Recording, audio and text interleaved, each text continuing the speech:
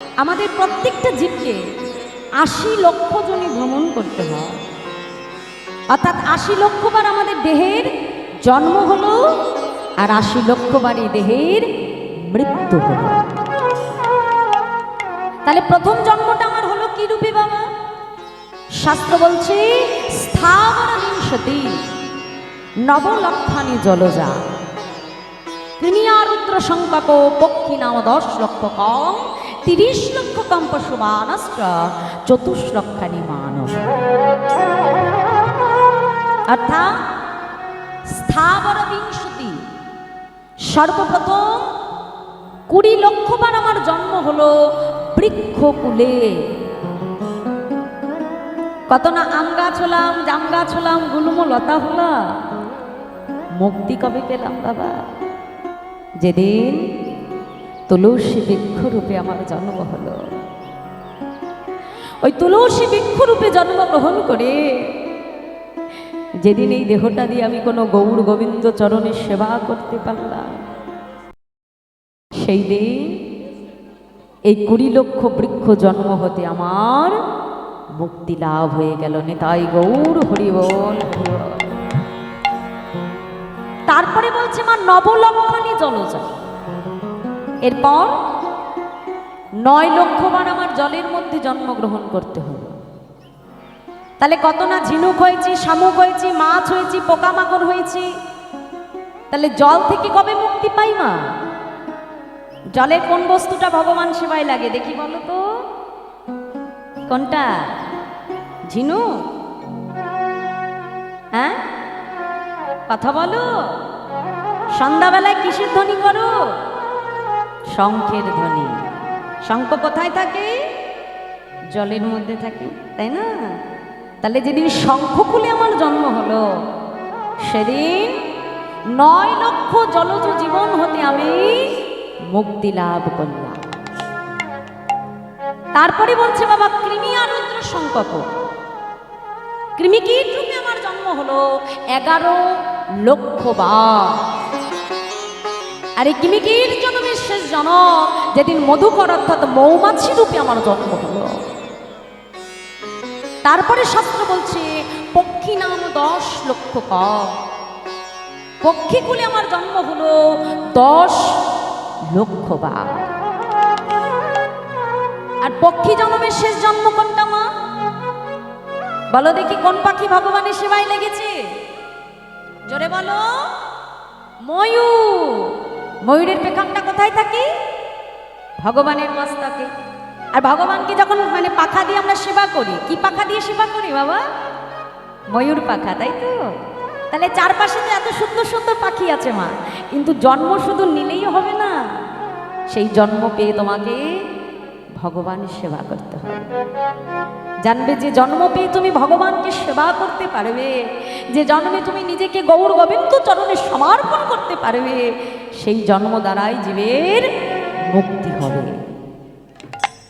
তারপরে শাস্ত্র বলছে ৩০ লক্ষ কম পশুমানশ্চ, পশুকুলে আমার জন্ম হলো ৩০ লক্ষ বার। আর এই পশু জন্মের শেষ জন্ম কোনটা মায়েরা? পশু জন্মের শেষ জন্ম কোনটা হবে দেখি বলো দেখি? কোন পশু ভগবানের সেবায় লাগে? ছাগল। ছাগলের দুধ লাগে গোবিন্দ সেবা। তাহলে বাঘ, বাঘ তো আমাদের জাতীয় পশু, নিশ্চয়ই লাগে, লাগে না? তাহলে কি লাগে? গাভী। তাহলে জাতীয় পশু হলেই হবে না মা, বনের রাজা হলেই তোমার মুক্তি হবে না। মুক্তি হবে কিসে? ভগবান সেবা করতে পারে। তারপরে বলছে ২৪ লক্ষানি মানব, ৪ লক্ষবার মনুষ্য জন্ম হয়।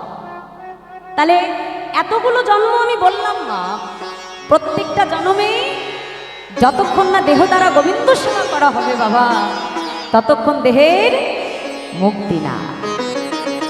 তাহলে মনুষ্য জীবনের ক্ষেত্রে কি সেটা ব্যতিক্রম হবে বাবা? এই মনুষ্য দেহ পেয়ে শুধু ভালো ভালো খেলাম, ভালো জায়গায় ঘুরলাম, দামি দামি পোশাক পরলাম, এই করবার জন্য ভগবান তোমাকে দেহ দিয়ে পাঠায়নি বাবা। তাহলে এখানে আমাদের একটা প্রশ্ন জাগতেই পারে যে মা, এ জগতে যারা কৃষ্ণ ভজন পথে নাই,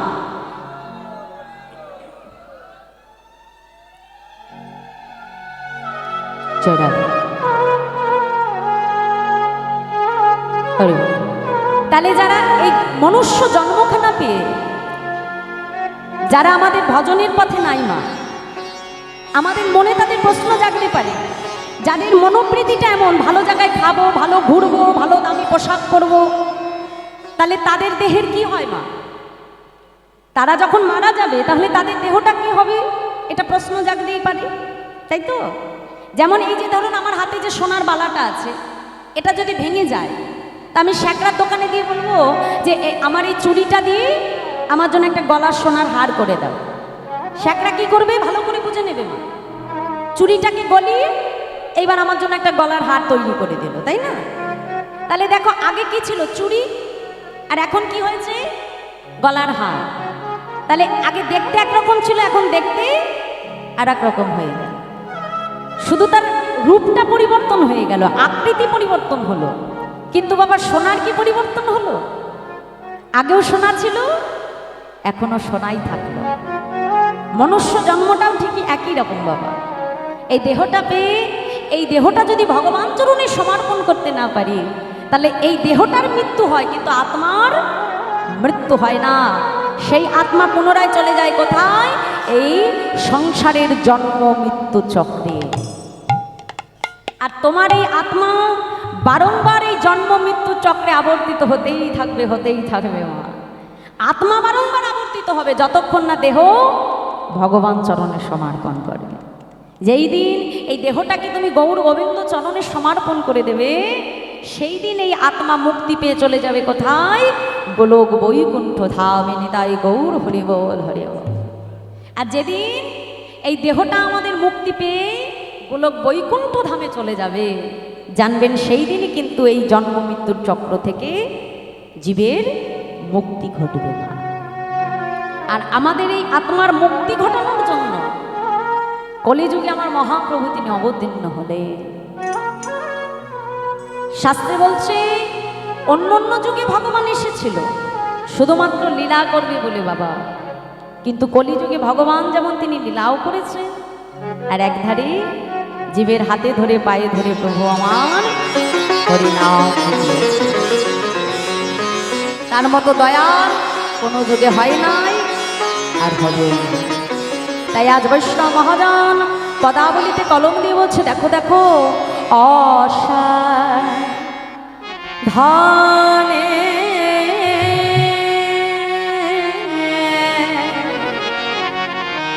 চিন্তা মনে আমার বিধি মিলায়লো আনে অসাধনে চিন্তা মনে আমার বিধি মিলায়লো আনি আমার গোড়া বড় দয়ালো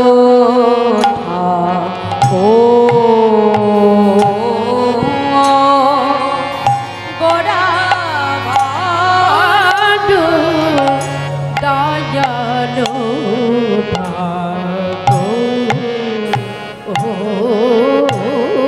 কোন সাধন ভজন লাগলো না রে, কোন সাধন ভজন লাগিলো না রে। তারি অসাধনে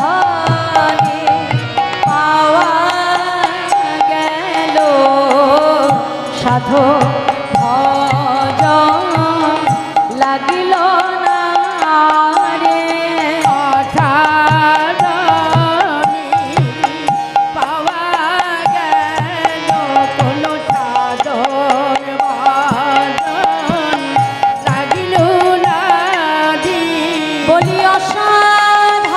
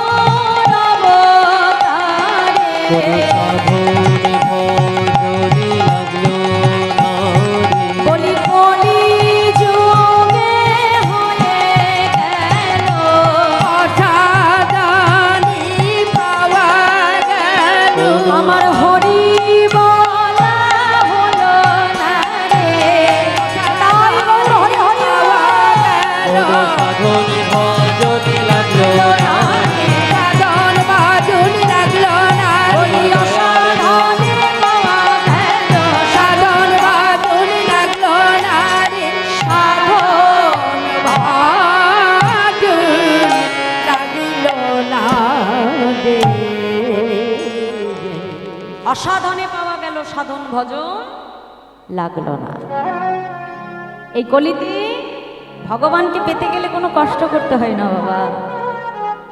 অন্যান্য যুগে ভগবানকে পাওয়ার জন্য কষ্ট করতে হতো। শাস্ত্রে বলছে যে কৃতে যদ্ধাত বিষ্ণু ত্রেতায় যজ্জত মকই দাপরে পরিচর্যন কলৌ তদ্ধরি সংকীর্তনা।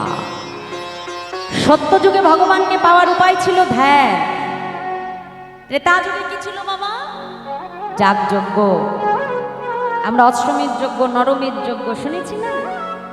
আর দাপরে কি হলো বাবা? পূজা অর্চন।